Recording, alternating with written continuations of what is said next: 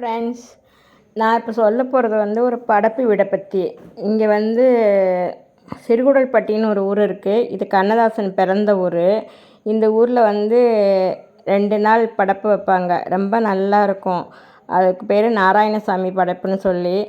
இது வந்து கீழச்சிவல்பட்டியில் வந்து நின்னோம்னா அங்கேருந்து வேன் வசதியும் இருக்குது. வேனில் கொண்டாந்து படப்பு வீட்டிலே விட்டுருவாங்க. அங்கங்கே ஊர்லேருந்து வர்றவங்க எல்லாம் கீழச்சிவல்பட்டி வரலாம், இல்லாட்டி நேராக படப்பு வீட்டுக்கே சிறுகுடல்பட்டிக்கே வந்துடலாம். ரொம்ப அற்புதமான சாமி, ரொம்ப விசேஷமாக இருக்கும். இங்கே வந்து வேண்டிக்கினது எல்லாமே கண்டிப்பாக நடக்கும்.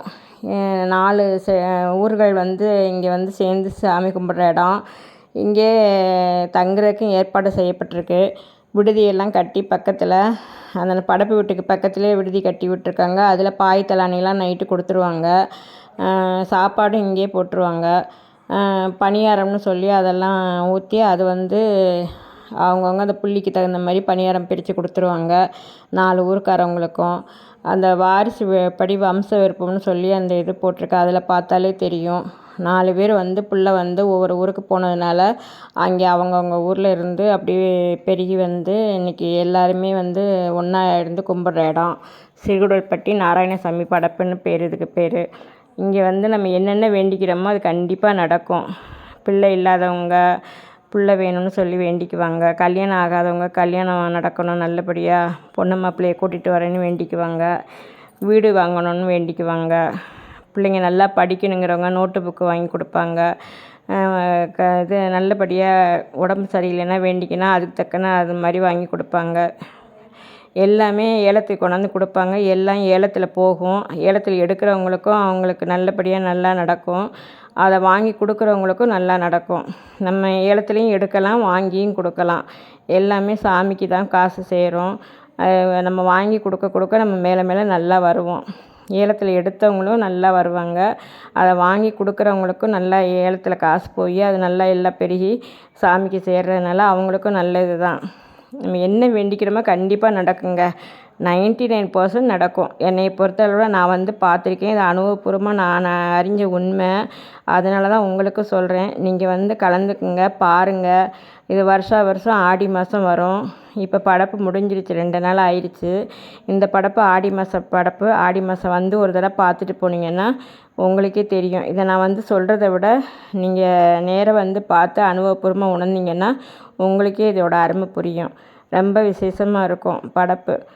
இது கல்யாணம் ஆகிறவங்க குழந்த வேணும்னு வேண்டிக்குவாங்க. கல்யாணம் ஆகாதவங்க விளக்கு வாங்கி வைப்பாங்க, விளக்கு எடுப்பாங்க, மஞ்சள் எடுப்பாங்க. உடம்பு சரியில்லைன்னா மஞ்சள், ரத்தம் ஊறணும், நல்லா இருக்கணும்னு சொல்லி பேரிச்சம்பழம், சர்க்கரை, உப்பு எடுப்பாங்க. காசு பெருகணுன்னா உப்பு எடுப்பாங்க.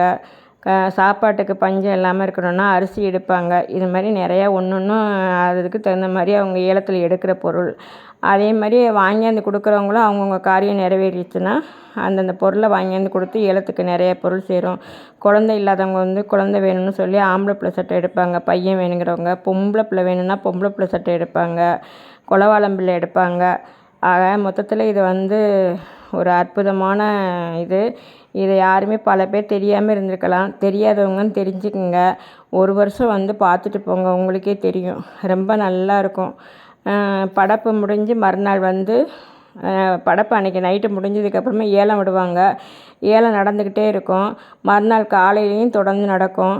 காலையில் குளிச்சு இழிச்சிட்டு சாப்பாடு சாப்பிட்டுட்டு டிஃபனை முடிச்சுட்டு பக்கத்தில் ஐயனார் கோயில் இருக்குது, மக்கமட ஐயனார் கோயில்னு, அங்கே கூட்டிகிட்டு போவாங்க. வேன்லேயே கூட்டிகிட்டு போவாங்க.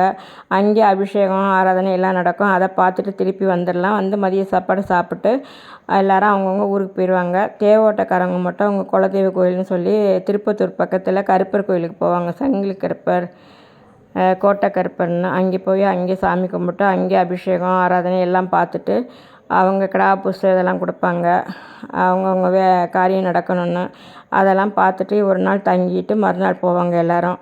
தேவோட்டக்காரங்க மட்டும், மற்றவங்கெல்லாம் அவங்கவுங்க ஊருக்கு போயிடுவாங்க. அதனால் இது வந்து ஒரு தடவை பார்த்துட்டு போங்க. ரொம்ப நல்லாயிருக்கும், விசேஷமானது.